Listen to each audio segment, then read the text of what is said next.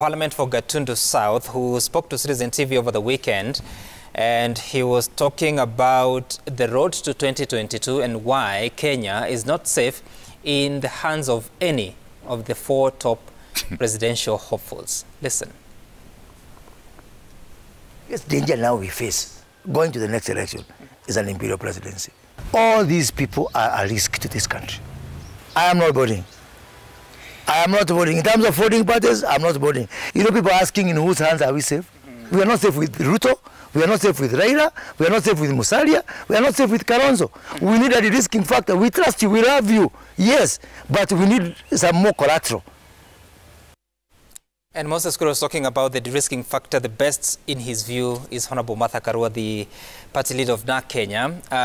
We'll talk about that later. But first, if you're to focus on the promises that we have had from all these political, the presidential hopefuls, and I want to begin with you, Honorable Kirwa, because your party and Deputy President has been saying the bottom-up economic approach, come up with a fund to assist small and medium enterprises across the country. There has been a proposal from the side of Raila Odinga that 6,000 per vulnerable family to the tune of about 144 million shillings. Billion shillings, sorry, every year. Kalonzo Musyoka is telling us that he's going to cut taxes by 50%, but also repay the public debt within 2 years, and also make sure that education is free up to the tune of secondary education. To do all these things, you require resources. Who's telling us the truth? Well, I don't want to be a judge in terms of the leaders who have made promises, but every promise is going to be captured in a manifesto. And the manifesto will have considered a number of factors, the supply of money, and of course the reduction of pilferage that is likely to happen. As you know, since independence, we've been losing between 30 and 35% of all the budgeted revenue. And that therefore means by reducing that pilferage, we are likely to have more resources. Now, I do not want to cast aspersion on any leader. I will only talk about what we believe as a model of addressing the vulnerable of society by ensuring that you inject certain amount of money to improve their status. And the ripple effect is that once you take care of the base of the pyramid, the next stage is going to be bettered. For example, if you are dealing with livestock subsector, you need to reduce the incidence of diseases, you need to improve the husbandry, you need to reduce the cost of feeding, and also you need to improve the market linkages so that as a livestock producer, I know I have a guaranteed market. And in cases of drought that we are going through now, you are able to mitigate some of those particular measures to ensure that our people don't suffer cyclic problems whenever there is a drought. If you are on the crop subsector, you deal with issues that are important, such as crop husbandry, issues of the debt, issues the affordable farm inputs, including the seed and fertilizer, and also you see the burden of debt that is bedeviling society, such as the sugarcane farmers in Nyanza and Western. You need to see, well, how do you do? How do you get more effective varieties? Now, if you are dealing with the mama mboga or the wheelbarrow pusher, you make sure that that part of society is able to have some sustainable market. What has been happening in Kenya is that there are many businesses that are not captured in the normal tax bracket. Why? It is because we've not been able to give them the requisite support for them to make meaningful business out of what they do daily. Those are some of the issues that we need to address. As to the other dimensions, it is for the party leaders and the leadership of those parties to support their model. How you can get revenue, how you can reduce the debt, which is now above almost 9 trillion. I do not know how you can reduce without more taxation.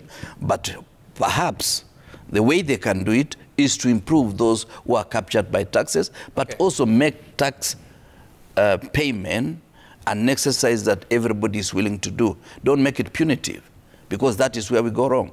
And even the taxman, the KRA, Instead of looking for what they ought to be looking for, they close people's accounts, they frustrate business. At the end of the day, you cannot get more taxes by frustrating people. And sometimes they do this in pursuit of compliance, which is a big, big challenge. But also compliance should be friendly. You should make it easy for me to file my tax returns. Don't make me go through laborious exercise. Are there people who are deliberately not paying taxes in this country? Yeah, yes. Definitely. Just like any other society. What would be your suggestion to deal with them? My suggestion is that you must have some strong measures against them. You must capture them at the time of act. But you do not allow business and you make it a political tool. The moment you make any transaction by government institution a political tool selectively metered on certain individuals because of their persuasion in terms of politics, that is where everything goes wrong. And Honorable Opiyo Wandayi, at the end of the day, with all these promises, because I remember in 2013, the Jubilee presidential ticket promised Kenyans that let us deal with this election at the first stage. We'll save 6 billion shillings when we put it into what became Uwezo Fund. And of course, the success of that is still a question of debate. But whatever promise you make, you have to, if you have to meet it, it comes at a cost.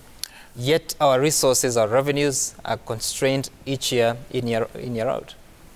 Well, just to go back to the original question of in whose hands are we going to be safe as Kenyans. Of course, in this I'll have to be biased for good reasons. But Kenyans are not foolish. And when it comes to a serious matter such as deciding on who becomes the chief executive of Kenya, that is the president, one thing that must count above everything else is one's track record. And indeed, of all these people who have shown interest, I don't know of any other person who can match the track record of Raila Odinga in terms of 2 or 3 things. One, Raila, when he was previously minister, when the first time he became a minister in the KANU government, in the dying days of the KANU government, and later in the NAC government, Minister for Public Works and Roads, his legacy speaks for itself.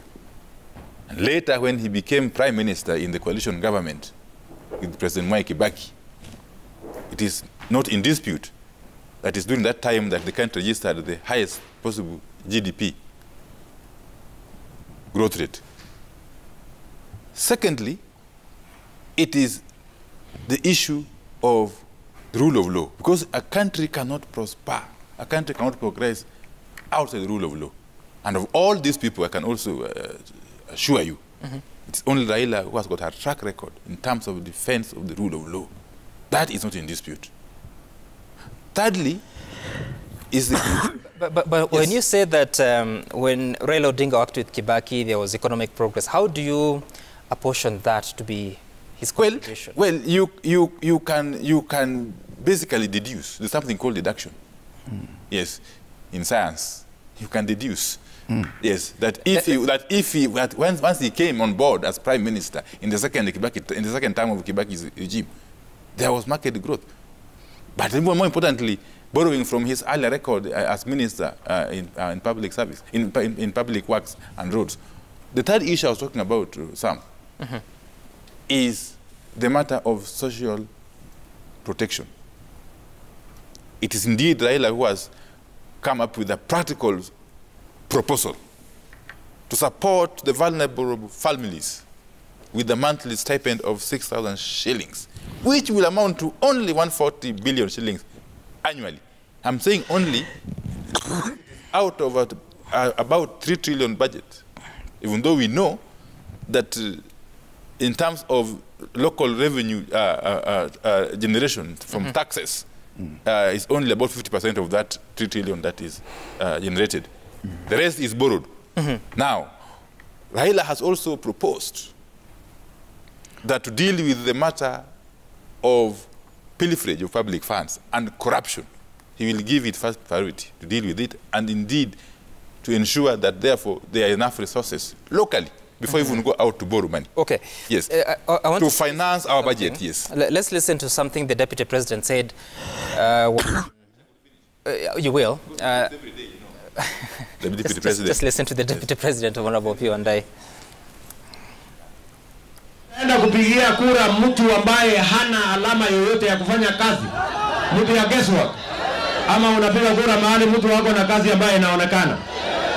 Kwani hao wanaume wanafikiri hii mashindano ni ya urembo? Hawa wote wameenda kujificha nyuma ya Uhuru Kenyatta.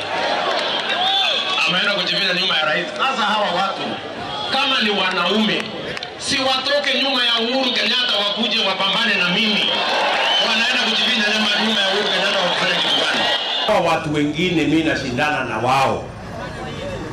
Wapi kazi yao ya hapa Nyamira?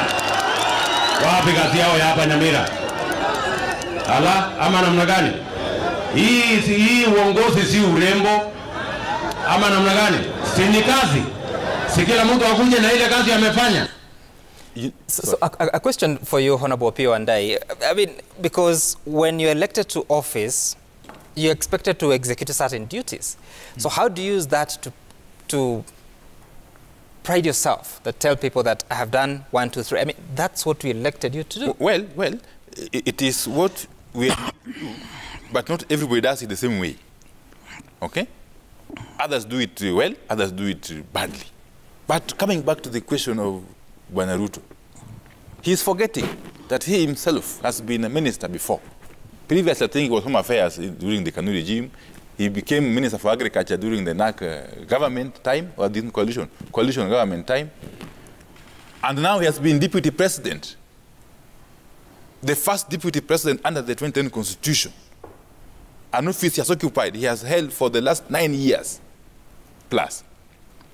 And he is saying that of all these people, none of them has got a record to show what they have done. What has he to show for the years he has been in government? And especially in his last term, in his last position as Deputy President, because he keeps on lambasting, I mean, the Jubilee government for having failed. And yet he has continued to occupy the second most powerful position in the executive as Deputy President. So to me, those are polemics. They don't really make sense. What is critical is that Kenyans should be able to look at what these candidates are placing on the table. Right. Against what is their past record. And I've said Raila Odinga has got a wonderful strategy, wonderful plan to bring on board all Kenyans, to unite the country, to be on a new trajectory of growth and unity. Yes. And Honorable Elachi, of course, we've seen you in some rallies with Raila Odinga. I don't know that speaks about your political persuasion, but as a member of the Jubilee Party, and now there is a scheduled National Delegates Conference come 30th of November. So if we are to talk about what people have done, then what will the Jubilee Party tell the people if you're seeking re-election on such a party? And what mechanism must Kenyans use in the next election to ensure that leaders are accountable for their promises? You see, one of the things as a country we have, I think, not appreciated is that the leaders don't just start at the presidency. The leaders start, and I'm hoping Kenyans will start asking themselves, who will be my MCA and who will be my governor? Because even if you talk about all this, why is it that during the devolution is when many people have felt the pain? Why is it that we have felt business is not working? You are working, your business is within a county, within where a governor has to give you an environment to work and do your business to thrive. Then the national government comes in with policy to assist you. But now let us go to the presidential candidates. And I want to go back to what Moses said. And I want to look at it and tell ourselves, you come, every presidential candidate is giving us something that is happening today. What they need to be telling us is how best you are going to do it. But if there's anything to do with young people, Uhuru Muigai Kenyatta is doing it now. It is the how of how he is doing it. Maybe that is what is not going to the people. But if it is the policy, if it is it is there. If it is what everyone is saying, my deputy president is saying, definitely everyone is riding on Uhuru. He is also riding on Uhuru. If it was not Uhuru, will he be there? No. Let's be honest. So don't use that to vilify others. No, he's the president. That's why everybody rides around him. And so even you, for the favor you have now, you have it because of Uhuru Muigai Kenyatta. But then, giving you that opportunity to work with him is what has made you. It's what has brought you out. It's what you can use. But then you can't now just say that you have worked. No. Now let me tell Jubilee where we have lost it a bit. And that's why Kenyans are very angry with us. Fine, Kenyans feel we brought in the policies. These policies are hurting us. We find ourselves with taxes. They are hurting us. We find ourselves doing businesses, but that business at one point became a business that is very painful. I will give you an example today in Gikomba. So Gikomba gets banned 1 week, 1 month, another month. Really, what is the issue? Is it that people want to grab that land and we are just keeping quiet and they continue? Because the more you pain that trader in Gikomba, the more he feels, I need to leave and go. Who will he feel very bitter about? The first person he's going to feel bitter about is the president, because he's feeling, you are not taking care of my interest. Then we have somebody else who will come and take interest and say, oh, you see how your people are suffering. I will make you. You can't make. Okay. And that is what Moses is trying to say. You are coming up with everything that the president is doing. And so you're not telling us how best you're going to change it to make young people to see a change. How best? In fact, for me, my cry today as a mother is I am telling my president, please change it now. Don't wait for these leaders. If we want to help young people, let us give them the incentives that we had put in BBI. Let us do that proposal now. All right. Give them the incentives to start to do business. Give them incentives to get soft loans, but loans that they are not supposed to pay immediately, I take. Because everyone is telling them, I'll give you a soft loan. But you're not telling them, that soft loan you'll start paying 1 month. Then there's nothing you've helped that young person. All right, and we need to wind up because you're practically out of time. And Honorable Kenan, I will limit your question to what's just about to happen with the Jubilee Party. The National Delegates Conference called for the 30th of November. There's been these fears that probably the meeting is intended at taking action against members that may have since left the aspirations of Jubilee. But what's more, and what should we expect in that sitting at a time there has been this conversation about ODM Jubilee coalition? I think that's a good question. But before that, let me just mention something that you have said. At this particular time, people are all over. So you will see a lot of roadside declarations by different political groupings or individuals. Those will be concretized, they'll be well choreographed, synthesized, and then later on disseminated in the form of party manifestos or party policies. So don't be surprised when you see certain things coming out of at the end of a rally. What we'll be careful about is how that will be contextualized in the form of a party manifesto. So I mean, for me, I'm not worried. We'll see that when we reach there. Now, the issue of NDC, I think you need I know that is your concern. You need to look at the constitution of Jubilee, and for information, let me just take you through Article 7, subsection 1, the National Delegates Congress. There shall be 2 types, the special and whatever. And then it says, what is the mandate? 2. The mandate to review, formulate, approve all policies of the party. 2, to elect among other eligible members of the party and the national officials of the party in accordance with the Constitution. 3, to nominate party candidates for election. 4, to consider, amend, review, ratify party constitution. To receive regular reports. 6, to make, amend, revise bylaws. 7, to consider any other matter that may be referred. That being the case, and it ought to have once in every 5 years. So I don't know why people are preoccupied with the Jubilee NDC. In my opinion, this ought to have happened a long time ago. But there's one thing that you must expect. Okay. We will not allow the continuation of political doublespeak.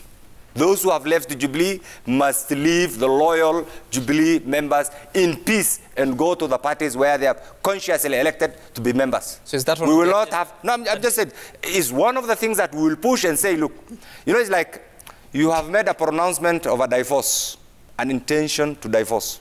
You have gone ahead, completed the process, you have separated. Your former sweetheart decided to find a new love. and you still want to control. That doesn't work. Okay. That doesn't work. See, what we are trying to say is this. Please allow me to say this. For quite some time, we have been patient. For quite some time, we have been resilient. For quite some time, we have been accommodative. That patience is running out. We will not allow individuals who have moved out, consciously made a decision to move out of Jubilee, and they have made, it's their democratic right. They have moved to their new entities. We wish them well. But allow us to live in peace, to restructure our party, to rebrand our party, to re-energize our party, so that even us, we have a home. You are building your home. All right. Honorable Kenan, I hear you. No, we're out of time. Listen, let me conclude this.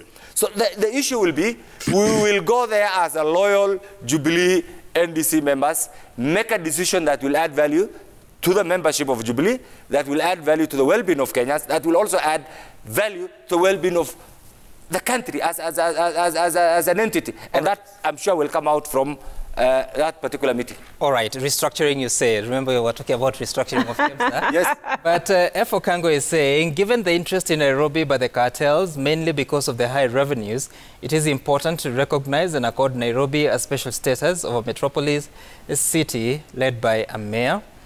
Bernard Oko, Eden Kenan's statement answers the question why youth are not registering as voters. Jubilee picked Sonko, knowing who he is. To them, winning was more important than the lives and the livelihoods of Nairobians. Let's wait for part 2 of the voters' apathy. Julia, now that Parliament has failed the country, why don't we send KDF and NYS to make laws and Wabunge to go home? How can NYS, who can't handle their funds and systems, be called upon to help KEMSA? Null void, that's according to Wajulia. Sam Masika, how does junior staff know the right or wrong drugs? How is dismissing a petty staff a restructuring? The corrupt people are the apex of the organogram, not at the base. Mutahi Gitura, you mean Gitura, and company should be investigated. Stop scapegoating. I don't think there's anyone who's a petty staff. KDF, Amatha, you're saying KDF has an array of professionals, including some of the best doctors in the country, so no quacks can be sent to KEMSA, Kenya. Yeah. And Moses Okinyi, I totally support the sentiments of education CS. All the criminals disguised as students must be incarcerated. Arsonists belong to jail, not schools. Schools exist to reduce ignorance and not to accelerate lawlessness. Well, they are our children. Okello Mwalimu, someone recommending an education task force to look into issues of fire. The education task force to be paid to do something they are currently paid to do, then come up with recommendations that will never be implemented, doing the same thing, expecting different results. And I think Okello Mwalimu is here, teacher. Okello Mwalimu, I think, brings us to the end of that. A very interesting comment there. Thank you all. Honorable Eden Kenan, Honorable Beatrice Zalachi, Honorable Pio Andai, and Honorable Kipruto Arapkirwa. Thank you all for making time for us. And the conversation continues. It's up to you, the voter, to make that decision when that opportunity comes. And Matters Social after the break. My name is Sam Gituku. Bye for now. See you some other time.